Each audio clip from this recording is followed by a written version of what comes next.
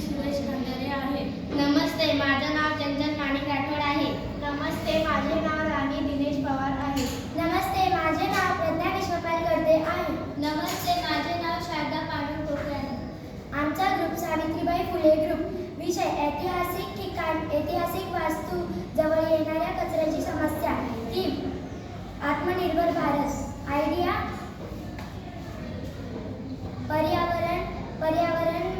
पर्यावरण संबंधी जीवनशैली.